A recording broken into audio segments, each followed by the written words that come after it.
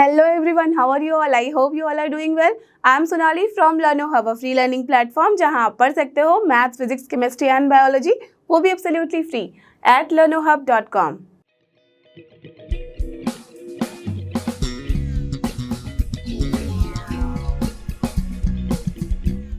तो चलो एवरीवन, हो जाओ तैयार। आज हम करने वाले हैं पीवाई की सीरीज ऑफ क्लास 12 और इसके अंदर करेंगे सीबीएसई मैथ्स 2022 के टर्म 2 के पेपर को सॉल्व। ओके, तो सारे सेट के सारे क्वेश्चंस कवर किए जाएंगे अकॉर्डिंग टू सिलेबस। जो सिलेबस में नहीं होगा या वैसे क्वेश्चन जो ऑलरेडी हमने बाकी के सेट्स में, बाकी के क्वेश्चन पेपर में सॉल्व कर लिए हैं, वही सब हमें नहीं करना है, बाकी सारे क्वेश्चंस किए जाएंगे। तो आई एम श्योर कि जैसे कि आपने देखा है 17 ऑनवर्ड्स हमने सारे सेट के सारे क्वेश्चंस कवर किए हैं, तो आपका अच्छे से बेस मजबूत हो गया होगा, आपको क्लियर हो गया होगा कि किस क्वेश्चन को कैसे सॉल्व करना है। तो आज के क्वेश्चन में ट्राई करो कि आप खुद से सॉल्व करो मेरे साथ साथ। तो get ready with your pen and paper so that we all can solve together.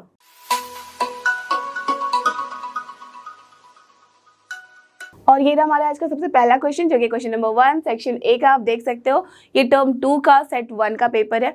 तो यहाँ पे आपको पता ही होगा, सबसे पहले मैं एक बार ही डिस्कस कर लूँ कि 2022 में आपके दो टर्म आए थे, टर्म 1 एंड टर्म 2। टर्म 1 में आधी बुक हो गई थी, करेक्ट, और उसके बाद टर्म 2 में आपका सेकेंड बुक स्टार्ट हुआ था, है ना। ऐसे ही था, सिलेबस वहाँ पे डिवाइड कर दिया गया था। तो ऐसा इस बार कुछ नहीं है, आपके सब क्वेश्चंस एकदम आएंगे पूरे A to Z सारे चैप्टर्स में से, बट कुछ कुछ ड्रॉप चैप्टर है, मैंने ऑलरेडी डिस्कस कर लिया है, नॉट चैप्टर, कुछ टॉपिक्स है, राइट। तो वो आप देख सकते हो, नो योर एग्जाम पेपर वाला वीडियो, उसमें अच्छे से डिटेल में बताया गया है कि कहाँ से कौन से टॉपिक हटा लिए गए और कौन सा इंपॉर्टेंट है।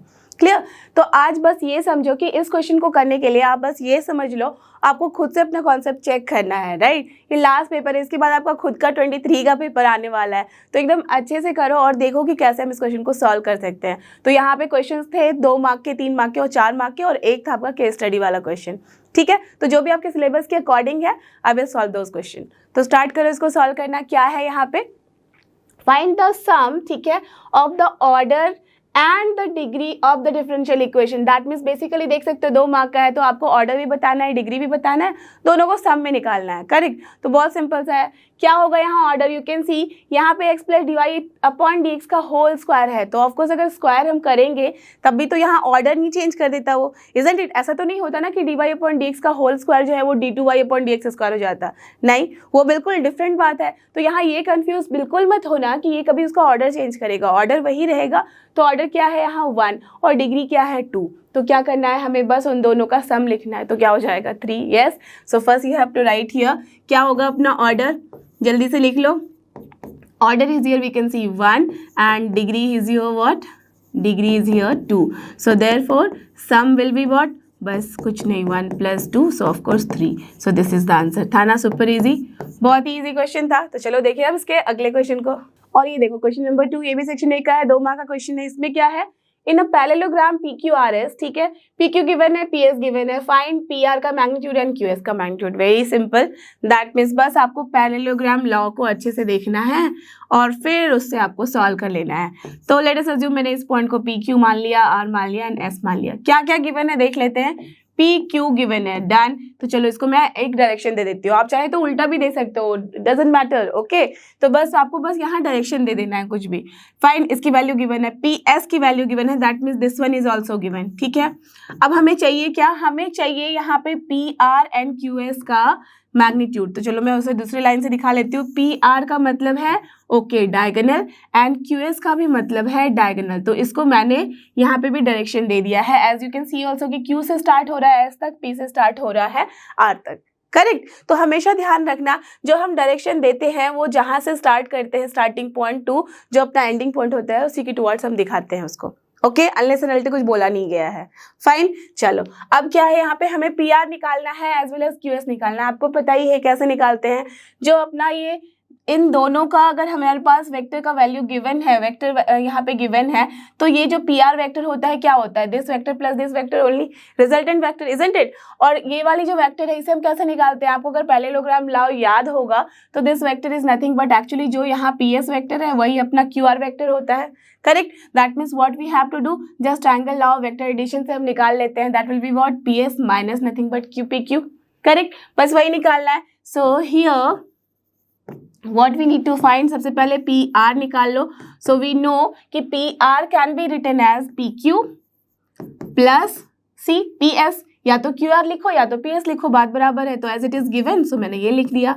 अब दोनों की वैल्यू निकाल लो। तो PQ प्लस PS डायरेक्टली मैं यहीं से कर ले रही हूँ, तो 3i माइनस i क्या हो जाएगा 2i। ओके, माइनस 2j वहाँ है नहीं, तो चलो minus 2j, fine. 2k and minus 2k, तो ये कैंसिल हो जाएगा। सो देयरफॉर PR का जो अपना मैग्नीट्यूड होगा वो क्या हो जाएगा, square root of 4 + 4 that is 8, that means 2√2। Correct, यही हो रही है वैल्यू। तो एक तो हमने आंसर निकाल लिया, डन। तो 1 मार्क आपको मिल गए।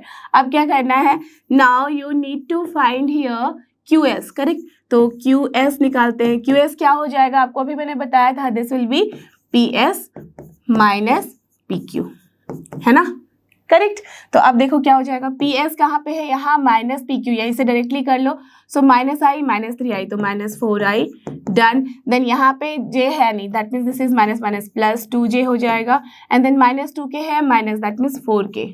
Correct, this is here. So therefore QS की जो वैल्यू होगी मैग्नीट्यूड की, ये क्या हो जाएगी, square root of this is 4 का स्क्वायर 16 प्लस 2 का square 4 and then again 16। So 16 + 4 हो गया आपका 20, 36. So this is nothing but 6. So this is the answer for this question. Clear?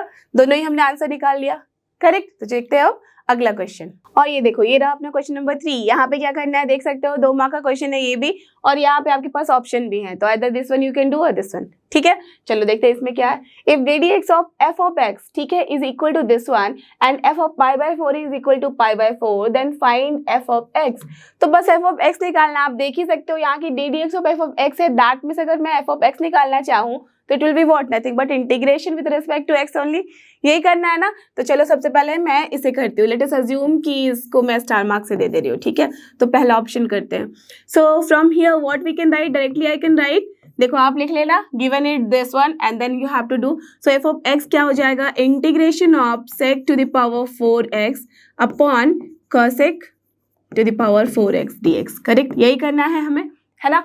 अब देखो इस क्वेश्चन को सॉल्व करने के लिए यू कैन सी कि sec to the power 4 है and then cosec to the power 4 है। दैट मीन्स क्या कर सकते हैं, आपको पता ही है कि sec का मतलब क्या होता है, 1/cos। Correct, that means cos to the power 4 is नीचे है एंड cosec का मतलब होता है 1/sin, that means sin to the power 4 is ऊपर है। तो इसका मतलब sin/cos क्या होता है, tan। That means what we can write this as, correct, tan to the power 4x। अब थोड़ा सा अच्छा लग रहा है ना, कॉम्पैक्ट हो गया। अब इसको फिर से एक्सपैंड करते हैं, बिकॉज यू नो कि tan to the power 4 को हम ऐसे इंटीग्रेट कर नहीं सकते, but we know the magical trick. क्या है वो, ट्रिग्नोमेट्रिक आइडेंटिटी के फॉर्मूले, right. sec square x minus and tan square x क्या होता है 1। तो just using that what we can write, इसको tan square x into tan square x लिख सकते हैं ना, राइट, वी कैन डू। तो चलो मैं इसे क्या लिख दे रही हूँ, tan square x, ठीक है, इंटू tan square x की जगह क्या लिखा जा सकता है, perfect, sec square x and then -1, we can do. Correct, तो दिस इन dx। अब इसको थोड़ा सा अलग कर देते हैं, तो क्या हो जाएगा, tan square x into sec square x, done, and then minus, अब यहाँ पे tan square x हो जा रहा है, चलो एक बार लिख देती हूँ so that there is no confusion at all. Okay, dx, यहाँ पे dx लिखना मत भूलना। अब यू कैन सी कि इसको इंटीग्रेट करना आसान हो गया या नहीं। अगर आप अज्यूम कर लोगे tan x equals to t, तो क्या हो जाएगा, sec square x dx equals to dt, that means t square का बस आपको इंटीग्रेशन करना है, क्या हो जाएगा, t³/3। Correct, so from here what we can write directly, this is nothing but tan³x/3। Correct, plus c1 होगा एक कांस्टेंट, ठीक है, एक c1 रख देती हूँ। नाउ माइनस, अब देखो यहाँ पे tan square x का अगेन हमारे पास कोई फॉर्मूला नहीं है, what we can do, we can again use this formula, है ना। तो क्या हो जाएगा, sec square x -1 dx, done. अब तो आपको पता ही चल गया, sec square x का tan x एंड 1 का क्या हो जाएगा, सिर्फ x। तो लिख दो यहाँ पे, सो from here this is tan³x/3 plus c1, चलो c1 को मैं हटा दूँ बिकॉज यहाँ से भी एक कांस्टेंट आएगा, तो c1 + c2 को मैं c लिख दूंगी, डन, ठीक है। चलो अब sec square x का मतलब क्या हो गया, माइनस के साथ tan आएगा, तो ये प्लस नहीं रहा, यहाँ पे माइनस tan x हो गया, done. Minus minus plus x के 1 के लिए क्या हो जाएगा, x। नाउ एक ही constant that is c, we can write, no problem at all, right. अब देखो ये वैल्यू आ गई है आपके पास यहाँ f of x की, बट हमें चाहिए क्या, यू कैन सी क्या वैल्यू गिवन है हमारे पास, f of π/4 is given as π/4, that means जो यहाँ कांस्टेंट है उसे हमें एलिमिनेट करके कुछ रियल वैल्यू देनी है, डन। तो उसके लिए हमारे पास ये वैल्यू गिवन है, उसके बाद हम f(x) को लिख सकते हैं, क्लियर। तो चलो लिख लेते हैं from here. So since f of π/4 is nothing but what, π/4 only, है ना, यही गिवन है। सो दिस इम्प्लाइज अगर मैं c की वैल्यू लिखना चाहूँ तो क्या हो जाएगा, π/4, चलो एक बार ऐसे भी लिख लेते हैं, π/4 is equal to, now put the value π/4 here x की जगह, तो क्या हो जाएगा, दिस इज 1 ओनली, सो 1 का क्यूब 1 ही होगा, तो 1/3 डन, ठीक है। नाउ माइनस tan x है तो ये क्या हो जाएगा, -1 and then plus π/4 and then plus c, correct. तो यू कैन सी कि π/4 कैंसिल हो गया। नाउ 1/3 -3 कितना हो जाएगा, this is -2/3, so therefore c की वैल्यू कितनी आ गई है, 2/3, इजंट इट। तो देखो c की वैल्यू हमने निकाल ली है 2/3, करेक्ट। सो देयरफॉर अपना f(x) जो है, जो हमें चाहिए था, वो क्या हो जाएगा, यहाँ पे लिख दो, यहाँ पे just value, so tan³ x/3 then minus tan x, ठीक है, then plus x done and plus 2/3, so this is the final answer जो हमें चाहिए था यहाँ, ठीक है। तो हमने यहाँ पे f(x) निकाल लिया, क्लियर, अंडरस्टूड। तो 2 मार्क के लिए था थोड़ा सा लंबा क्वेश्चन, बट यू नो कैसे क्वेश्चंस होते हैं कभी कभी, ठीक है। तो चलो ये हो गया। अब देखते हैं ऑप्शन। तो ऐसे केसेस में मैंने आपको क्या बताया था, हमेशा हमें वाइजली चूज करना होता है ऑप्शन को, ठीक है। तो चलो अब देखते हैं इस क्वेश्चन को। तो मैं इधर का इरेज कर लेती हूँ so that it will B clear for you. यहीं पे मैं सॉल्व कर दूंगी इसे। अब देखो इस क्वेश्चन को मैं यहाँ पे सॉल्व करती हूँ। तो यहाँ पे क्या, लेट अस अज्यूम i की वैल्यू जो है वो यही है। तो अब देखो अब ध्यान से, तो log x -3 है upon log x to the power 4 है, इजंट इट। तो हमारे पास ऐसा कुछ दिख नहीं रहा है कि किसी को अज्यूम करने से कुछ काम बनने वाला है। So what we can do, अगर मैं सेपरेट कर दूँ तो it is going to just solve something. तो चलो यहाँ पे सेपरेट करते हैं। तो ये क्या हो जाएगा, log x upon log x का whole to the power 4 minus, अब देखो 3 है तो 3 तो मैं ले सकती हूँ ना कॉमन। चलो अब क्या हो जाएगा, ये dx अपॉन नथिंग बट, ये भी dx है, upon log x to the power 4, done. यही वैल्यू आ रही है, ठीक है।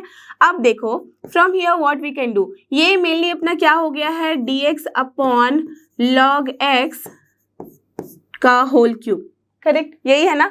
And minus this one is as it is. तो चलो 3 को अंदर ही रखते हैं अभी। So this is not going to work anything for us, तो इसको ऐसे ही रहने देते हैं। अब आप थोड़ा सा ध्यान देना। So what is here, log x का क्यूब है और ये log x to the power 4 है, ठीक है, दोनों ही डिनोमिनेटर में है। तो हमें पता है कि हमारे पास ऐसा कोई सच फॉर्मूला नहीं है जिसमें हम डायरेक्टली इसको सॉल्व कर सकते हैं। तो ऐसे केस में जब कुछ ना समझ में आए तो आपके पास पता है कि आइलेट भी है, राइट, जहाँ पे हम क्या करते हैं, 2 टर्म मान लेते हैं। अगर दूसरा टर्म नहीं है that means we have to assume 1 only, correct. तो if we will solve here, तो आप देखो यहाँ क्यूब है, यहाँ 4 है, किसे हम इंटीग्रेट करें, या तो आप इसे इंटीग्रेट कर सकते हो या तो इसे इंटीग्रेट कर सकते हो। But you can C denominator में टू द पावर 3 है, दैट मीन्स अगर इसे आप इंटीग्रेट करोगे आइलेट लगा के, सो इट इज चांसेस कि हमारे पास टू द पावर 4 के टर्म में आ जाए, करेक्ट है ना। x to the power n का क्या होता है differentiation, n into x to the power n minus 1, isn't it? Are you getting this point? So that's why what you will use, यहाँ पे आप इसे इंटीग्रेट करो, इसे एज इट इज छोड़ दो। सो क्या मिलेगा हमें, 1 अपॉन tan x का होल क्यूब जो है उसे मान लो फर्स्ट टर्म। तो from here 1 upon log x का होल क्यूब, ठीक है, क्या हो जाएगा, first term into integration of the second term. तो क्या हो जाता है, सेकेंड टर्म यहाँ 1 है, that means integration of 1 is nothing but x होगा, करेक्ट। माइनस उसके बाद क्या होता था, इंटीग्रेशन का sign then differentiation of the first term. तो differentiation of the first term क्या हो जाएगा, जस्ट सी, फर्स्ट टर्म क्या है अपना 1 अपॉन log x का whole cube, that means 1 upon x to the power n समझ लो, तो that means x to the power minus n। तो क्या हो जाएगा, -3 into x to the power n minus 1, and that means here it is what, nothing but log x to the power क्या हो जाएगा, टेल मी, 4, इजंट इट। -3 -1 कितना होता है, -4, दैट मीन्स डिनोमिनेटर में आ जाएगा 4 के साथ, करेक्ट। इनटू अभी हमें चेन रूल लगा के इसको और डिफरेंशिएट करना होगा, log x को भी तो डिफरेंशिएट करना है या नहीं। तो log x का डिफरेंशिएशन क्या होता है, 1 upon x। Now the differentiation part is done, into integration of the second part that is nothing but x only, clear, and then dx तो होगा ही इस इंटीग्रेशन के लिए, correct. Are you getting this? Now just see x cancel हो गया and ये वाला पार्ट तो ऑलरेडी यहाँ पे था ही, so this is 3dx upon log x to the power 4, correct.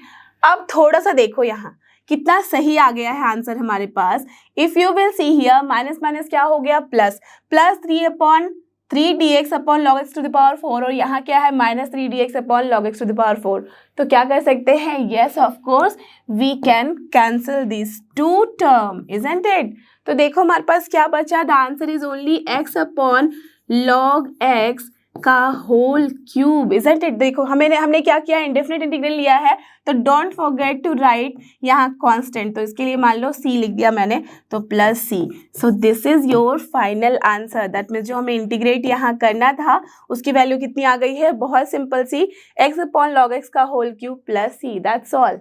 Clear, understood. तो बस ऐसे ही इस क्वेश्चन को हमें सॉल्व करना था, इसके आगे और कुछ नहीं करना है। ओके, बहुत सारे बच्चे ऐसे भी सॉल्व कर सकते हैं कि यहाँ पे इसको जब सेपरेट करेंगे तो लॉगस को उन्होंने t मान लिया और x से ऊपर नीचे मल्टीप्लाई कर दिया, तो 1/x dx = dt आ जाता है। तो वहाँ पे फिर आप x को, जहाँ पे भी x आएगा इस तरह से e⁻x के फॉर्म में ले सकते हो, तो वहाँ पे भी पार्शियल फ्रैक्शन आपको लगाना है। दैट मीन्स जो आपको 1 बाय पार्ट्स वाला सोल्यूशन, दैट मीन्स आइलेट लेके आपको सॉल्व करना होगा। सो this is the easiest method जिससे आप इसको सॉल्व कर सकते हो। और आपके मन में खुद ही कंपैरिजन आ गया होगा, जो आपके पास चॉइसेस गिवन थे इन दोनों में से, of course this one is much easier, है ना, और टाइम सेव भी कर रहा है, तो दैट मीन्स ये आपका एकदम इंटेलिजेंट चॉइस था। अगर इसको आपने सॉल्व किया था तो दैट इज बेटर, करेक्ट। तो ऐसे में चॉइस पे भी ध्यान रखना होता है, अगर चॉइस है तो चूज इट वाइजली। क्लियर, तो चलो अब चलते हैं अगले क्वेश्चन पे। और ये अपना नेक्स्ट क्वेश्चन देख सकते हो, क्वेश्चन नंबर 4, ये भी सेक्शन ए का है, 2 मार्क्स के हैं। तो देखो इसमें क्या है, let A and B be 2 events, ठीक है, such that P A given है, पी बी गिवन है, P of A upon B given है, find the value of P of B upon A. That means हमें P of B upon A चाहिए, और आपको क्या पता है, कंडीशनल प्रोबेबिलिटी से आपको पता है कि बी अपॉन ए जब है तो इसको हम क्या लिखते हैं, probability of B intersection A upon probability of A. That means we need probability का इंटरसेक्शन वाला थिंग यहाँ पे, तो ऑलरेडी उसके लिए हमारे पास क्या गिवन है, probability of A upon B. We know कि ये क्या होता है, probability of A intersection B upon जो नीचे रहता है that means probability of B, correct. So from here what we can write, probability of A intersection B की वैल्यू हम निकाल सकते हैं, this multiplied by probability of B, that means 3/4 multiplied by probability of B कितना है, 1/2, तो हम क्या लिख सकते हैं, 3/8, correct. This is done. So हमने probability of A intersection B निकाल लिया, so therefore what we need probability of B upon A. So क्या हो जाएगा ये, perfect probability of B intersection A upon probability of A. तो B intersection ए बोलो या तो इंटरसेक्शन बी बोलो, दोनों तो इक्वल ही है ना, correct. So what you will get, 3/8 divide by probability of A क्या है, 5/8। So what you are getting, 8 cancel हो गया तो मिला हमें 3/5। So this is the answer. Clear था ना, बहुत ही इजी, राइट, डन। तो चलो देखिए अब अगला क्वेश्चन। और ये रहा अपने क्वेश्चन नंबर 7। तो देख लो, अपने 5 और 6 नहीं करना है बिकॉज वो अपने सिलेबस में नहीं था, और अगर था तो दैट मीन्स वो सॉल्व किया हुआ था, ठीक है, बस उसी रीजन से यहाँ नहीं किया जा रहा है। तो अब देखो यहाँ पे क्या है, if A and B C and D are 4 non zero vectors, अच्छा नॉन जीरो वेक्टर्स बोल दिया गया है, ठीक है, such that A cross B is equal to C cross D, done, and A cross C is equal to 4 into b cross d, done, then show that a minus 2d is parallel to 2b minus c where a is not equals to 2d and c is not equal to 2b। क्या मतलब है कहने का, इन दोनों को आपको show करना है कि पैरेलल है, और यहाँ दिख रहा है हमें कि सारे क्रॉस प्रोडक्ट में दिखा रहे हैं हमारे पास वैल्यूज, है ना। तो यू नो कि जब दो वेक्टर अपना परपेंडिकुलर होता है तो डॉट प्रोडक्ट 0, और जब दो वेक्टर अपना पैरेलल होता है तो क्रॉस प्रोडक्ट 0 होता है, इजंट इट, वही है। तो बस वही हम कॉन्सेप्ट यूज कर सकते हैं यहाँ पे। तो अगर इन दोनों को हमें पैरेलल दिखाना है, इसका मतलब हमें शो करना है कि इन दोनों का जो क्रॉस प्रोडक्ट होगा वो क्या होगा, करेक्ट, 0, राइट। तो actually we need to show here what, आप चाहे तो इसको रफ में भी लिख सकते हो, आप देख सकते हो 3 मार्क का क्वेश्चन है। तो हमें यहाँ से शो करना है, वी नीड टू प्रूव कि ये दोनों पैरेलल है। दैट मीन्स उसका क्या मतलब हुआ कि a minus 2d, ठीक है, is parallel to 2b minus c, correct, यही मतलब है। एंड दिस इम्प्लाइज कि a minus 2d, ठीक है, क्रॉस प्रोडक्ट किसके साथ, 2b minus c के साथ, है ना, ये करना है, ठीक है। अब दैट इक्वल्स टू 0। अब फ्रॉम हियर जस्ट सी, अगर मैं इसको थोड़ा एक्सपैंड कर लूँ, बिकॉज यू कैन सी के अपने पास जो गिवन टर्म्स हैं उसको हमें यूज करना है, करेक्ट। तो अगर मैं इसे एक्सपैंड करूँ तो व्हाट यू विल गेट, 2 है जो कि कांस्टेंट है, दैट मीन्स उससे कोई फर्क पड़ता नहीं, उसको हम आगे लिख सकते हैं। तो this is 2 into a cross b, done. And then a को अगर यहाँ करूँ तो माइनस साइन यहाँ आ जाएगा, a क्रॉस c। हम कभी भी ऐसे ऑर्डर नहीं चेंज कर सकते कि चलो a क्रॉस c लिखे या c क्रॉस a, बात बराबर है। यू नो कि हम जब क्रॉस प्रोडक्ट लिखते हैं तो a cross c is not equal to c cross a होता है, बल्कि क्या होता है, इक्वल्स टू माइनस हम लिख सकते हैं c क्रॉस a, करेक्ट। तो वो कॉन्सेप्ट हमें यूज होता है, इसलिए हम हमेशा इसको ध्यान में रखते हैं। नाउ -2 × 2 कितना हो जाएगा 4। Now this is nothing but D cross B, don't forget to write D cross B, ना कि यहाँ पे B क्रॉस D लिख देना। Done. Okay, now minus minus plus हो जाएगा 2 × ये भी वेक्टर में है D cross C, correct, and that equals to here 0। Done. इतनी कहानी है अपने पास। अब देखो हमें ये शो करना है, तो हम क्या कर सकते हैं, यहाँ से वी कैन जस्ट चेक कि अपने पास गिवन कंडीशंस क्या क्या है, उसे हम यूज करेंगे। So we have here what two things are there, A cross B equals to C cross D है। डन, ठीक है। एंड दूसरा क्या है हमारे पास, A cross C is equal to 4 × B cross D, ठीक है। डन, यही है अपने पास। अब आप देखो यहाँ पे, तो यहाँ 2 × A क्रॉस B आया है, ठीक है, 2 × D क्रॉस C आया है। दैट मीन्स अगर मैं यहाँ 2 से मल्टीप्लाई कर दूं तो it is going to work or not? Yes, correct. तो 2 से मैंने मल्टीप्लाई क्यों किया, ये आपको समझ में आ गई बात? बिकॉज यू कैन सी कि यहाँ पे 2 A क्रॉस B है और यहाँ पे भी 2 D क्रॉस C है, राइट, है ना। Then and from here what we can see कि यहाँ पे अपना 4 B क्रॉस D, यहाँ पे भी 4 में है, यहाँ पे भी A cross C as it is है। अब देखो व्हाट आई कैन डू, यहाँ पे आपने देखा कि 2 A क्रॉस B है, एंड इसे मैं यहाँ पे ऐसे भी लिख सकती हूँ कि 2 × A cross B minus of 2 × C cross D, I can write, isn't it, equals to 0। Done. And from here इसे भी मैं लिख सकती हूँ कि A cross C minus of 4 × B cross D is equal to 0। Can I write this? Yes.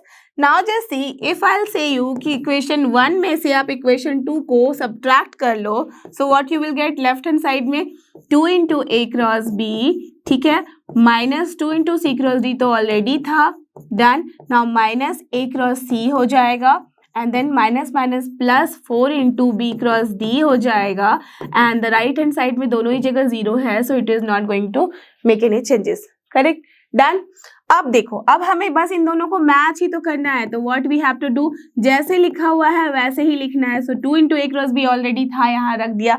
Now minus A cross C को पहले ले आते हैं, ठीक है, तो माइनस A क्रॉस C हमने यहाँ से उठा के लिख दिया।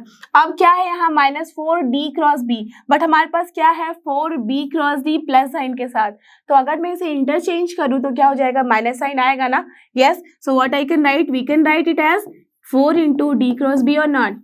यस वी कैन, तो मैंने वही लिख दिया। डन। अब देखो उसके बाद क्या है, -2 × C क्रॉस D, अगर इससे मैं इंटरचेंज करूं, D को पहले लाऊं तो क्या हो जाएगा, minus minus plus, so +2 × D cross C I can write, and that will be equal to nothing but 0। Clear? Now just see, वही है ना यहाँ पे, देखो 2 × D cross C plus sign के साथ। सो हमने इसे प्रूव कर दिया या नहीं? Yes, so this is proved. Done, understood. तो जब भी कुछ क्वेश्चन दिया जाता है उसको देखो, समझो, और फिर देखो कि क्या गिवन है, उससे हम कैसे उसको कोरिलेट कर सकते हैं। क्लियर? तो चलो देखिए अब अगला क्वेश्चन, और ये रहा अपना नेक्स्ट क्वेश्चन। आप देख सकते हो इसमें 7 क्वेश्चन में आपके पास ऑप्शन भी था, तो इधर आप लास्ट क्वेश्चन कर सकते थे या ये वाला। तो देखो इसमें क्या है, the two adjacent sides of a parallelogram, ठीक है, done, are represented by this and this. Done, ठीक है, okay. Now find the unit vector, okay, parallel to its diagonals. अच्छा, यहाँ पे यूनिट वेक्टर निकाला है पैरेलल टू इट्स डायगोनल्स, इसका मतलब देखो एस लगा दिया गया है, दोनों डायगोनल के अलोंग हमें यूनिट वेक्टर चाहिए। क्लियर? ठीक है। Now using the diagonal vector find the area of the parallelogram also. So you know this type of question, isn't it? 3 mark का क्वेश्चन है, आप देख सकते हो यहाँ पे। तो ऐसे क्वेश्चन हमने ऑलरेडी किए हुए भी हैं। तो पहले हम क्या कर सकते हैं कि एज कि यहाँ पे अपने पैरेललोग्राम का नाम नहीं गिवन है, तो लेट अस अज्यूम कि ये ए बी है, ये सी डी है। डन। अब मान लेते हैं कि ए बी वेक्टर अपना गिवन है जो यहाँ पे है, और ए डी वेक्टर गिवन है, बिकॉज एडजेसेंट साइड बोला गया है ना, तो हम किसे भी अज्यूम कर सकते हैं। तो लेट अस अज्यूम कि ए डी वेक्टर गिवन है। अब हमें चाहिए क्या, हमें चाहिए डायगोनल के अलोंग हमें पैरेलल यूनिट वेक्टर चाहिए। दैट मीन्स हमें ए सी वेक्टर और बी डी वेक्टर निकालना होगा। उसके यूनिट वेक्टर आपको पता ही है कि हम क्या करते हैं, वेक्टर डिवाइडेड बाय उसका मैग्नीट्यूड, करेक्ट। तो सबसे पहले हम क्या करेंगे, यहाँ पे लेट अस अज्यूम कि जो ए बी वेक्टर है वो है जो गिवन वेक्टर है, दैट इज 2i,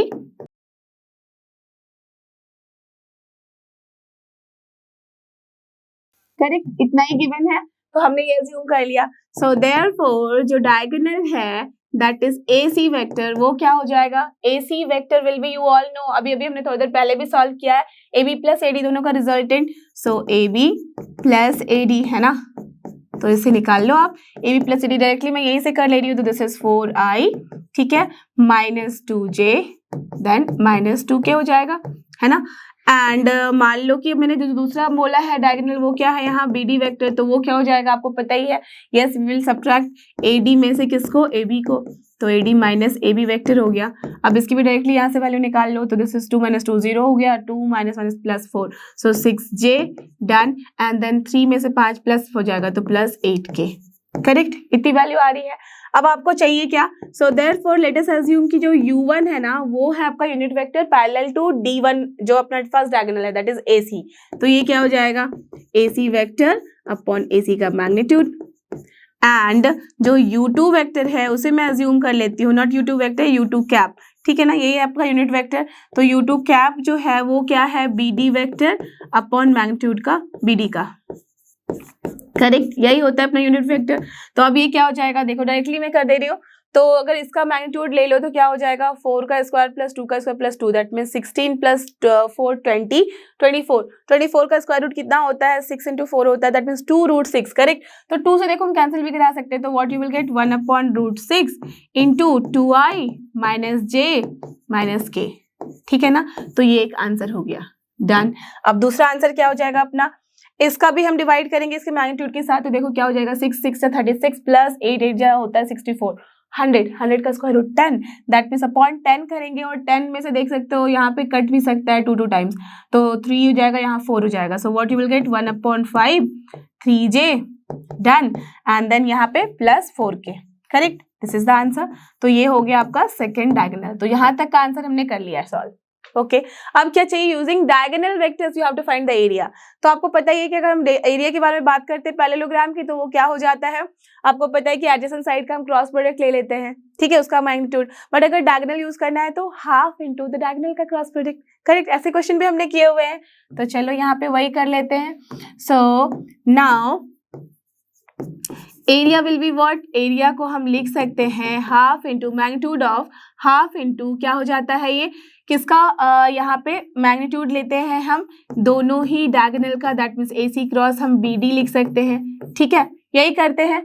अब हमें चाहिए क्या, सो हियर AC क्रॉस पहले BD निकाल लेते हैं, तो AC क्रॉस BD निकालेंगे तो उसके लिए क्या चाहिए, आपको पता ही है कि हम डिटर्मिनेंट लेते हैं IJK लिखते हैं, और फिर AC वेक्टर, तो AC वेक्टर कहाँ है, this is the AC vector and this is the BD vector, तो 4 - 2 - 2, so 4 - 2 - 2 and here it is what, 0 6 8 done, यही है ना, चलो निकाल लो वैल्यू। सो I के साथ देखो क्या मल्टीप्लाई हो रहा है, -16 minus minus plus 12, okay, minus J के साथ क्या मल्टीप्लाई होगा, 32 - 0 ओनली, ठीक है, प्लस K के साथ क्या मल्टीप्लाई हो रहा है, 24 ओनली -0, करेक्ट, डन, ठीक है, इतनी वैल्यू आ रही है। So from here what you are getting, -4I then -32J, ठीक है, and then plus 24K, correct. So therefore area को मैं क्या लिख सकती हूँ, एरिया को वी कैन राइट, जब 2 से आप कैंसिल करा दोगे तो उसके बाद directly I can right here, this will be 2 से कटा तो 2 बचा, तो 2 का स्क्वायर एंड देन प्लस 16 का स्क्वायर हो जाएगा, है ना, प्लस यहाँ से 12 का स्क्वायर, करेक्ट। अब देखो इस क्वेश्चन को सॉल्व करने के लिए या तो आप पूरा आप सॉल्व करो फिर निकलेगा, या नहीं तो आप चाहो तो यहाँ से कॉमन भी ले सकते हो। सो अगर मैं 2 स्क्वायर कॉमन ले लूँ तो हमारे पास क्या बच रहा है 1, प्लस अगर देखो 2 स्क्वायर मैंने कॉमन लिया है और इसे क्या लिखा जा सकता है, 2 × 8 लिखा जा सकता है, दैट मीन्स 8 स्क्वायर सिर्फ बचा, तो that means 8 square is nothing but 64, plus यहाँ से अगर मैं 2 कॉमन ले रही हूँ इसमें तो क्या हो जा रहा है ये 6, तो 6 का square that is nothing but 36, done. So from here what you will gate, 2 का स्क्वायर रूट है तो हट जाएगा तो 2 आएगा, और यहाँ पे 64 36 101, सो this is nothing but 101, so this is the, you चाहो तो आप यहाँ पे यूनिट भी लगा सकते हो तो square units, done. So this is the final answer for this particular question, clear, understood. तो ऐसे क्वेश्चन को ऐसे ही सॉल्व करना है, जो गिवन है उसके अलॉन्ग ही हम काम करेंगे, डन। तो चलो चलते हैं अब अगले क्वेश्चन पे। और ये रहा अपना नेक्स्ट क्वेश्चन, देख सकते हो क्वेश्चन नंबर 9। 8 नहीं करना था बिकॉज आपके सिलेबस में नहीं था, ठीक है। चलो अब देखो, या तो फिर सॉल्व किया हुआ होगा, फाइन। तो 3 मार्क का क्वेश्चन है, देखो यहाँ पे क्या है, you have to just integrate it. तो दैट मीन्स जब भी अपने पास हमें दिख रहा है कि स्क्वायर रूट वाला टर्म है, यहाँ देखो अगर मैं इस आई को लिखना चाहूँ तो you can write like this also ना, कि this is dx upon x to the power 1/2 है plus x to the power cubic root of x है। इसका मतलब क्या होता है, 1/3 है। डन, यही है। अब इसका इंटीग्रेशन थोड़ा डिफिकल्ट दिख रहा होगा, बट यही अगर मैं यहाँ पे प्रॉपर क्यूब या फिर स्क्वायर रहता तो आपके लिए इजी रहता, इजंट इट। तो क्या कर सकते हैं हम, आप ऐसे केसेस में क्या करो कि जो भी अपना यहाँ पे 1/2 या 1/3 जो भी इस तरह का फॉर्म आएगा उसका एलसीएम ले लो डिनोमिनेटर का। सो व्हाट यू विल गेट, 2 और 3 का एलसीएम क्या होता है, 6। सो अब आप क्या कर सकते हो, यहाँ लेट अस अज्यूम कि मैंने x को मान लिया है t टू द पावर 6, ठीक है। जस्ट किसी और नाम से दे दो, वाई, बिकॉज जस्ट सी अगर मैं x की जगह t टू द पावर 6 रखूंगी तो यहाँ पे भी हमारे पास प्रॉपर आ जाएगा क्यूब का फॉर्म और यहाँ स्क्वायर का form, and then you know कि you can solve it very easily, correct. So that's why we have done this. अब from here what you will get, dx की वैल्यू कितनी आ जाएगी, 6 into t to the power 5 dt, है ना। So therefore हम i की value क्या लिख सकते हैं, फ्रॉम हियर dx की जगह लिख दो 6 t to the power 5 dt, and यहाँ पे x is 1 to the power 1/2 पे क्या हो जाएगा, t का cube, correct. So this is t cube and यहाँ पे t स्क्वायर, है ना। ये आ गया ना इजी फॉर्मेट। इस तरह के क्वेश्चन तो आपने सॉल्व भी किए हैं।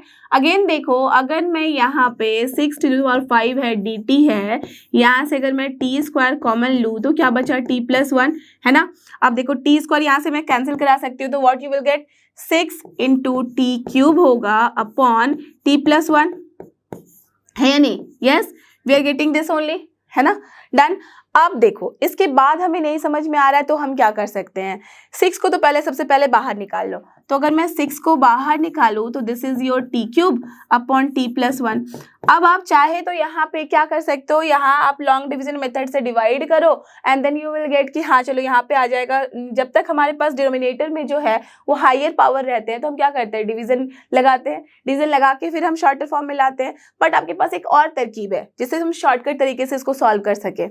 यहाँ पे देखो t क्यूब है और यहाँ t+1 है, एंड यू नो कि 1 का क्यूब करो 4 करो कुछ भी करो वो 1 ही रहता है। सो अगर मैं यहाँ पे +1 कर दूं और -1 कर दूं तो कोई डिफरेंस है नहीं, राइट। एंड इस प्लस के ऊपर 1 के ऊपर अगर मैं पावर क्यूब रख दूं तब भी कोई प्रॉब्लम नहीं है, डन, है ना। अब देखो ये a cube plus b cube का फॉर्म है। a cube plus b cube को हम क्या लिखते हैं, a plus b into a square minus a b plus b square, और not, yes we can write. तो डायरेक्टली आप यहाँ से a प्लस बी का मतलब t+1 और t+1 कैंसिल हो जाएगा या नहीं, yes, and you will get the very simple result, correct. So from here what we can do, we can write it as t+1 into t square minus t+1, correct, divided by nothing but t+1. We can do this, yes, dt, and इसको जो separate किया है इसको चलो 6 को ना big bracket के अंदर रख लेते हैं और ये क्या बच गया, सिर्फ dt अपॉन t+1 आ गया ना, easiest format, yes, isn't it? So अब बस आप इसको इंटीग्रेट कर दो। So this implies कि हम i की वैल्यू क्या लिख सकते हैं, 6 तो ऑलरेडी है, यहाँ से देखो t+1 कैंसिल होगा तो t स्क्वायर माइनस t+1 का इंटीग्रेशन सबको पता ही होगा, क्या हो जाएगा, this is t cube by 3, then minus है तो minus t square by 2 and then +1 है तो प्लस t, करेक्ट। एक कॉन्स्टेंट भी आएगा, चलो उसको रहने देते हैं अभी। एंड उसके बाद यहाँ पे देखो माइनस, अब dt अपॉन t+1 पता ही है, log ऑफ t+1 हो जाएगा तो लिख दो log ऑफ t+1। अब दोनों के लिए एक कांस्टेंट में कॉमन रख देती हूँ c डैश, ठीक है, डन, ओके। अब चलो इसको ओपन करते हैं ब्रैकेट को और t की वैल्यू लिखते जाते हैं। तो 3 से ये 2 बार में कट जाएगा, 2t क्यूब का मतलब क्या हो जाएगा, यहाँ से आप देख लो स्क्वायर रूट ऑफ x हो जाएगा या नहीं, यस, t का मतलब है, यहाँ से अगर आप ध्यान दो तो t का मतलब है x to the power 1/6, correct, वही है ना। तो t की जगह अगर मैं x रखूँ तो क्या हो जाएगा, x to the power 1/2, that means √x, तो ये √x हो गया। एंड देन माइनस यहाँ पे क्या हो जाएगा 3, अब स्क्वायर है तो क्या हो जाएगा, of course this is cubic root of x, correct. अब ये क्या हो गया, ये हो गया आपका 6 मल्टीप्लाइड है ही 6 रूट ऑफ x, बिकॉज ये सी यहाँ पे x का, इसको क्या लिख सकते हैं हम, ये भी तो लिख सकते हैं ना 6 रूट ऑफ x, करेक्ट, वही है ये। डन।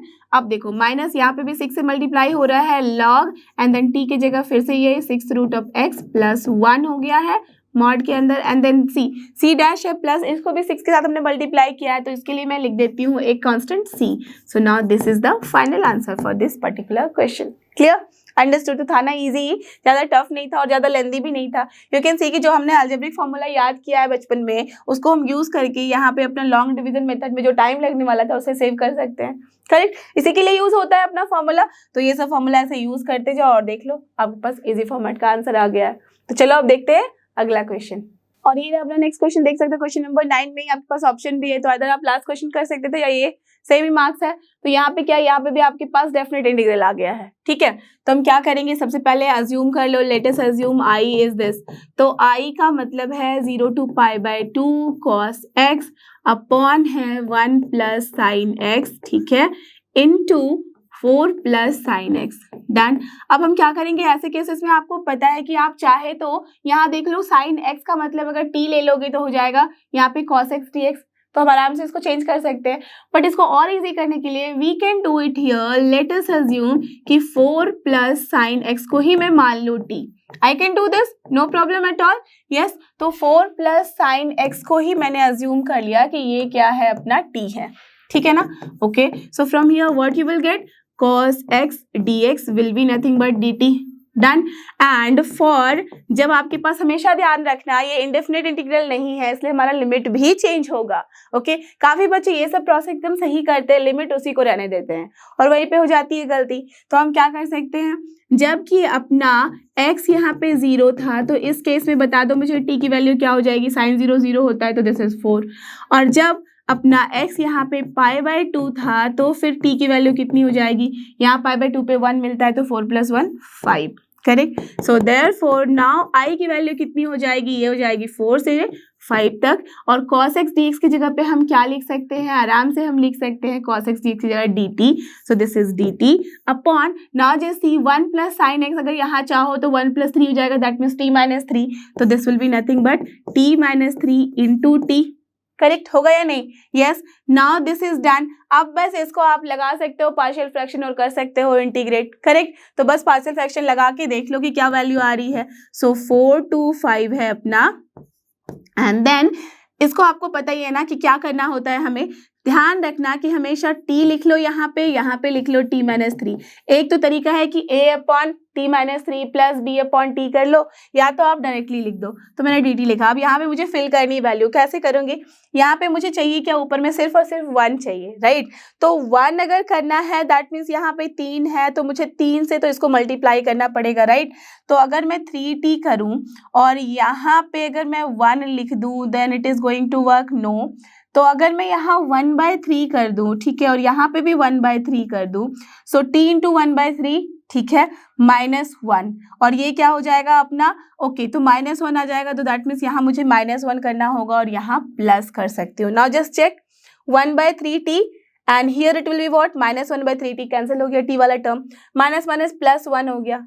आराम से कर सकते हैं। Are you getting this? तो अगर आप बहुत जल्दी ऐसे क्वेश्चन बहुत सारे सॉल्व कर रहे हो, करते रहते हो, प्रैक्टिस में हो, तो ऐसे आराम से आप कर सकते हो डायरेक्टली भी। अदरवाइज सेफ साइड जाना है, a upon t - 3 plus b upon t, या जैसे भी वाइस वर्सा, ठीक है, वहां पे करो और फिर आप पार्शियल फ्रैक्शन से a और b की वैल्यू निकाल लो, यही मिलेगा आपके पास, और फिर इसको इंटीग्रेट कर सकते हो। तो आप देख ही रहे हो कि बहुत इजी वाला फॉर्मेट है, राइट? लॉग में ही आएगा answer. So from here now we can do what, this implies कि i की वैल्यू क्या हो जाएगी, टेल मी।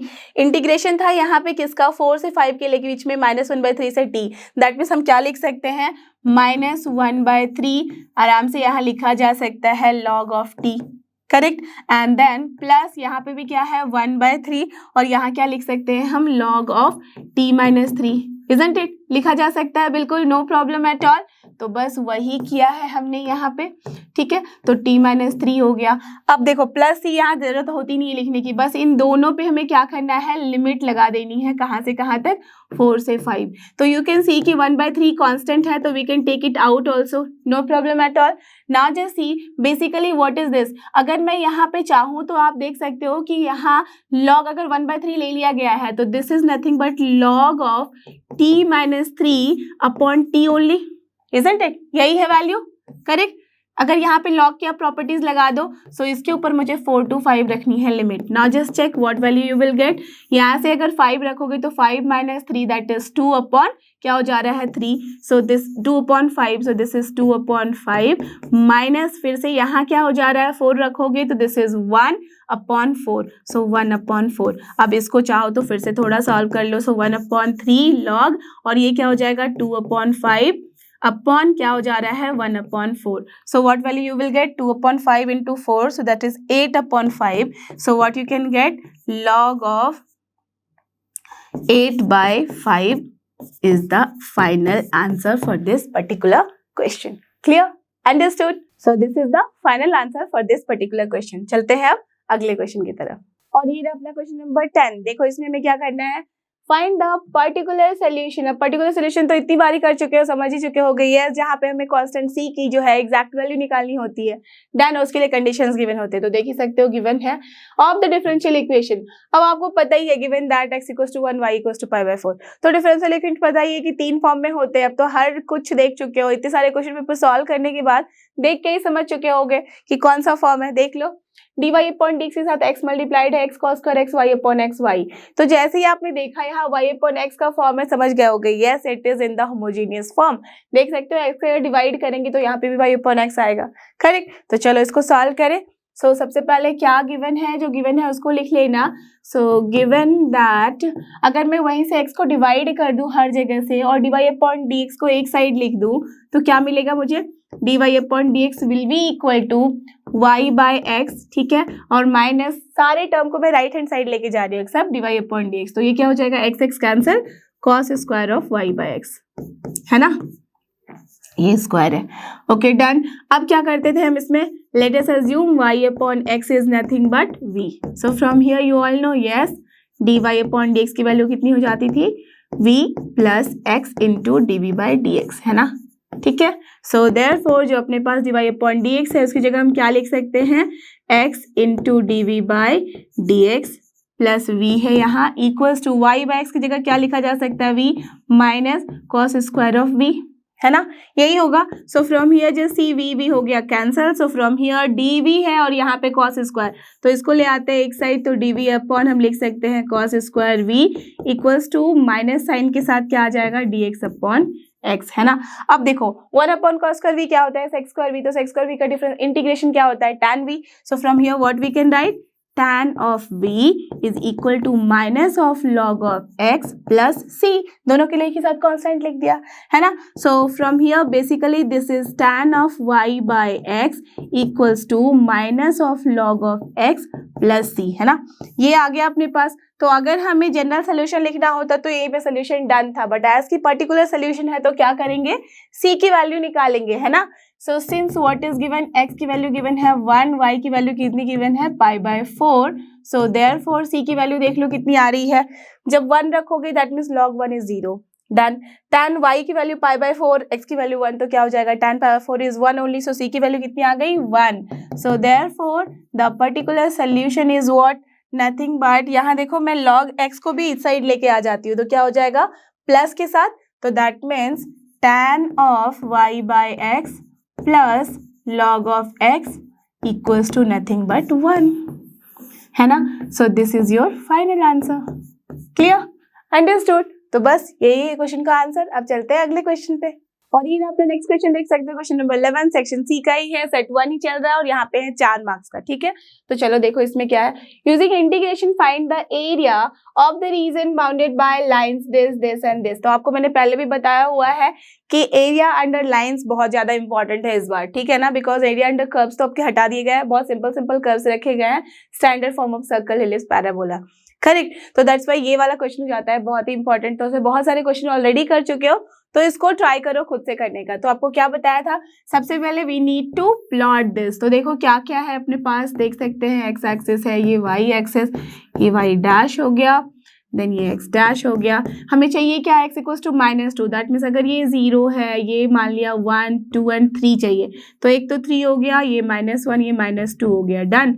अब देखो हमारे पास जो लाइंस बन रहा है, x इक्वल्स टू -2 का मतलब parallel line of this with y axis कहाँ पे, -2 पे कट करता हुआ, क्योंकि यहाँ पे कहीं पे भी चेक कर लो तो x की वैल्यू कितनी है, -2 ही है, राइट।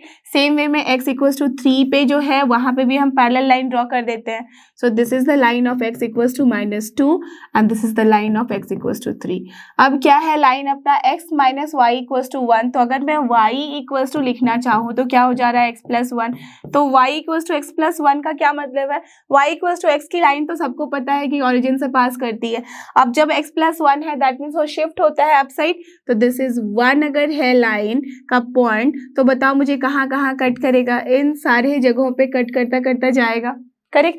अब देखो जब x इक्वल्स टू 0 रख रहे हो तो y की value 1, yes we are getting this, and then जब x इक्वल्स टू आप रखोगे 3 तो क्या वैल्यू आ जाएगी, 3 plus 1 that is 4, that means ये वाला जो पॉइंट है अपना वो है 3,4, है ना। एंड देन यहाँ पे देखो जब x की वैल्यू यहाँ पे कितनी हो जा रही है, -2, तो कितनी वैल्यू होनी चाहिए, -1, and we are getting that, correct. तो दिस इज योर -1 वाला पॉइंट, है ना। तो ये सारी वैल्यूज की जरूरत है भी नहीं, बस अब क्या करना है आपको, अब आपको बस निकालना है यहाँ पे area of the reason bounded by these line, that means basically what area you need this total area of the triangle, ठीक है, plus this area of the small triangle. That means late us assume कि अगर मैं इस point का नाम दे रही हूँ A, इस पॉइंट का नाम दे रही हूँ B और इस पॉइंट का नाम दे रही हूँ C, तो ABC ट्राइंगल का एरिया प्लस कौन से ट्राइंगल का, A, अगर इसको मान लो मैंने दे दिया है O और इसको दे दिया है D नाम, तो A और D के अंदर का एरिया, इन दोनों का ही एडिशन होगा, है ना, यही होगा। एक और बात ध्यान देने वाली यहाँ पे ये है कि ए बी सी के एरिया तो आराम से आप निकाल सकते हो कि सिर्फ और सिर्फ AC लाइन का इक्वेशन हमें लिखना है, जो कि ऑलरेडी हम लिख चुके हैं, y equals to x plus 1, इसे इंटीग्रेट करना होगा कहाँ से कहाँ तक, ये वाला जो पॉइंट है दैट इज -1 से लेके 3 के बीच में, है ना, ये तो पता है, डन। अब जो ये छोटू सा ट्राइंगल है इसका एरिया कैसे निकालोगे आप, देख सकते हो आप यहाँ पे बोलोगे -2 से लेके -1 के बीच में हम DA का एरिया निकाल लेंगे, बट वो क्या हो जाएगा, रॉन्ग, बिकॉज तब आएगा ये नेगेटिव साइन में, यू कैन सी कि ये नेगेटिव एक्सिस में बन रहा है, राइट। तो एरिया क्या होता है हमेशा पॉजिटिव, दैट्स वाई या तो इसका मैग्नीट्यूड ले लो या नहीं तो फिर -y का आप यहाँ पे इक्वेशन लिख लो, ठीक है, दोनों ही करेक्ट होगा। तो मैं यहाँ पे हमेशा बता रही हूँ कि अच्छा क्या होता है कि मैग्नीट्यूड ले लो आप यहाँ, तो what will be here, therefore area will be here, area of the triangle, कौन सा एरिया, AOD, ओके, प्लस कौन सा एरिया, एरिया ऑफ ट्राइंगल किसका हम ले रहे हैं यहाँ पे ABC, ठीक है। तो ये दोनों एंगल एरिया का जो हमें एडिशन लेना है। So now from here what we can write, this is the magnitude, किसका कहाँ से कहाँ इंटीग्रेट करेंगे हम, -2 से लेके -1 के बीच में y को दैट मीन्स AD का इंटीग्रेशन करेंगे, correct. Are you getting this, क्यों मैं मैग्नीट्यूड ले रही हूँ, इसका पॉजिटिव वैल्यू ले रही हूँ, मॉडुलस वैल्यू, बिकॉज एरिया जो होता है वो पॉजिटिव में आता है और यहाँ हम दोनों को ऐड कर रहे हैं ना कि subtract, so that's why we have to add both of them, that means positive value दोनों की लेनी होगी, करेक्ट। तो पॉजिटिव वैल्यू लेनी होगी तो हम क्या करेंगे यहाँ पे, बस AD का लिखेंगे equation, that is nothing but x plus 1 dx, correct. तो ये मैग्नीट्यूड यहाँ पे ले लिया, प्लस अब ये तो सिंपल है, आपको कहाँ से कहाँ जाना है, -1 से लेके 3 तक जाना है, सेम x प्लस 1 को ही हमें इंटीग्रेट करना है, तो बहुत सिंपल आ गया, जल्दी से इसको लिख दो answer. So you know the direct answer, this is x plus 1 का होल स्क्वायर अपॉन 2 होगा, -2 से -1 के बीच में इसका हमें लेना है मॉड वैल्यू, प्लस ये क्या हो जाएगा, x प्लस 1 अपॉन 2 इसका होल स्क्वायर अपॉन 2, ये -1 से 3 के बीच में, डन। इतना ही काम करना है ना, जस्ट चेक, -1 रखोगे तो 0 हो गया, तो ये क्या हो जाएगा, -2 रखेंगे तो -1 का square that is 1 upon 2, minus sign के साथ, तो इसी में हमें क्या करना है, प्लस लिख लेना है। अब समझ में आई बात, यस। तो ये हो गया आपका सिर्फ और सिर्फ 1/2। अब यहाँ देखो 3 + 1 4 का स्क्वायर कितना हो जाता है, 16 अपॉन 2 8, तो प्लस हो गया 8 एंड -1 जब रखोगे तो 0 हो गया, दैट मीन्स 8 + 1/2 कितना हो जाता है, 16 + 1 17 अपॉन 2 स्क्वायर यूनिट, करेक्ट। तो देखा आपने ना, 4 मार्क्स के लिए क्वेश्चन बहुत ही ईजी था, था या नहीं? बस कहाँ पे आपका कैच था इस क्वेश्चन में, यही कि आप मॉड वैल्यू यहाँ पे मैग्नीट्यूड इसका लेते हो या नेगेटिव साइन लेते हो। अगर तो आप यहाँ नेगेटिव ले लेते, दैट मीन्स अगर ये मॉड वैल्यू नहीं लगाते तो -1/2 आता और यहीं पे हो जाता आपका mistake. Correct? Are you getting this? So that's why we have to be very careful कि जब भी वो नेगेटिव डायरेक्शन में जा रहा है then we have to think कि हमें क्या करना है, उसका मॉड वैल्यू लेना है, बिकॉज एरिया को हमें ऐड करना होता है। डन? तो चलो अब देखिए अगला क्वेश्चन। और ये अपना नेक्स्ट क्वेश्चन देख सकते हो, सेक्शन सी का है, क्वेश्चन नंबर 12। इसमें क्या है? अ card from a pack of 52 playing cards is lost. अच्छा, एक कार्ड जो है वो लॉस्ट हो गया है, ठीक है, done. Now from the remaining cards 2 cards are drawn, okay, at random without replacement. अच्छा ठीक है, दैट मीन्स 2 कार्ड निकाले गए हैं। अब बचे हुए कितने थे? 51 में से, and are found to be both aces. अच्छा ठीक है, अब क्या चाहिए हमें क्वेश्चन में? Find the probability that the lost card being an ace. Okay, so what is the question? आपने जब निकाला है 51 कार्ड्स में तो सरप्राइजिंगली दोनों ही एसेस आए हैं। अब आपको ये बताना है कि क्या प्रोबेबिलिटी है कि वो जो लॉस्ट कार्ड था वो एस था अपना। That means we are going in reverse. हमें रिजल्ट पता है, फिर हम पीछे का पूछ रहे हैं। दैट मीन्स क्या लगाना होगा? Correct, Bayes theorem. क्लियर? हमेशा ध्यान रखना है जब हम पीछे की तरफ जा रहे हैं, रिजल्ट हमें जो चाहिए होता है जनरली वो हम निकालते हैं, तो रिजल्ट हमें पता है। अब आपको पूछा जा रहा है कि पहले क्या प्रोबेबिलिटी कि वो ऐसा हुआ हो, ओके, पास्ट में। तो हम क्या करेंगे? बेस थ्योरम लगाएंगे। दैट में सबसे पहले तो नाम दे दो सबके इवेंट्स को। तो लेट अस अज्यूम कि अपना जो इवन है वो है event that the lost card, है ना, the lost card is an ace, okay, done। अब E2 भी मान लेते हैं। let us assume ये एक event है that the lost card is not an ace, done, ठीक है, we can assume। अब एक क्या given है यहाँ पे? that both the cards are aces। तो let us assume that event that both the cards, ठीक है, are aces, फाइन। अब हमें निकालना क्या है? Therefore actually what you have to find, जब हमें पता है कि दोनों कार्ड एस हैं, दैट मीन्स ए अकर हो चुका है, तो क्या प्रोबेबिलिटी है कि जो लॉस्ट कार्ड है वो एस है? दैट मीन्स इवन अपॉन ए निकालना है। एंड यू ऑल नो कि इवन अपॉन ए में हमें क्या क्या चाहिए होगा? इवन चाहिए होगा, ए का टोटल प्रोबेबिलिटी चाहिए होगा, that means A upon even, and A upon E2 भी चाहिए होगा, correct, and probability of E2 भी चाहिए होगा। तो चलो निकाल लेते हैं। सो हियर प्रोबेबिलिटी ऑफ, अगर मैं इवन की बात करूं, that means the lost card is an S. तो आउट ऑफ 52, तो आउट ऑफ 52 कितने एसेस होते हैं? 4। तो दैट मीन्स 4 में से एक लॉस हुआ है, दैट मीन्स 52 में से भी हम क्या करेंगे? एक लेंगे। सो from here what is the probability? 4/52, है ना, यही होगा। एंड 4/52 सबको पता ही होगा, दिस इज नथिंग बट कितना हो जाता है? 1/13, correct. And probability of E2 कितना हो जाएगा? Tell me. Probability of E2 का मतलब है जो लॉस्ट कार्ड है वो अपना एस नहीं है, दैट मीन्स एस कितने थे? 4। तो दैट मीन्स 4 को अगर हटा दो 52 में से तो कितने बचे? 48। दैट मीन्स 48 में से कोई भी कार्ड मिस हो सकता है ना, दैट मीन्स C1। अपना सैंपल स्पेस तो यही रहेगा। दैट मीन्स 48/52 आ गया है। तो फ्रॉम हियर देख लो क्या कट रहा है, ये 13 टाइम्स, ये 12 टाइम्स, so 12/13, करेक्ट, डन। तो ये दोनों वैल्यूज हमने निकाल ली। अब क्या चाहिए हमें? प्रोबेबिलिटी ऑफ A/E1 भी चाहिए होगा। तो probability of A/E1, that means जब दोनों कार्ड हमें एस मिले हैं उस केस में, कब? जबकि लॉस्ट कार्ड अपना एस था। तो जब एस लॉस हो चुका था दैट मीन्स 3 ही एस बचे। तो 3 में से हमें कितने लेने थे? 2। एंड यहाँ टोटल कितने बचे हैं? 51 में से 2, correct. Are you getting this? Yes. So basically this is the result here. अब हमें क्या करना है? तो 3C2 का वैल्यू भी लिख लो यहाँ पे। तो 3C2 is what? 3 and divided by 2 का प्रोबेबिलिटी होगा, या तो फिर इसको ऐसे भी छोड़ सकते हो, ठीक है, मैं बाद में उसमें हम लोग सॉल्व कर लेंगे। एंड प्रोबेबिलिटी ऑफ A/E2 निकाल लेते हैं, ठीक है।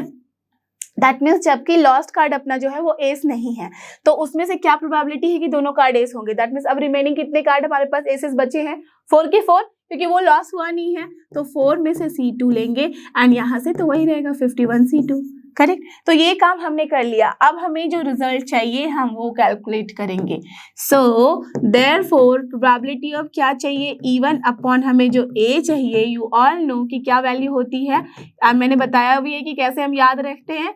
पहले जो आता है उसको लिख लो एज इट इज, देन उसका हम उल्टा ले लेते हैं रिवर्स, a अपॉन E1 करेंगे, डिवाइड बाय टोटल प्रोबेबिलिटी से a निकालते हैं, दैट मीन्स प्रोबेबिलिटी ऑफ जो सेम है ऊपर लिखा है उसको एज इट इज लिख दो, एंड देन जो उसका भाई है उसके साथ that means probability of E2 into probability of a upon E2 कर देते हैं, ठीक है ना, यही होता है। So now from here what will you will gate, probability of E1 कितना कैलकुलेट किया है 1/13 into probability of a upon E1 कितना कैलकुलेट किया है 3C2, ठीक है, upon 51C2, done, divide by यहाँ पे क्या है ये तो वही रह जाएगा, रहने देते हैं एज इट इज, ठीक है, डन, 51C2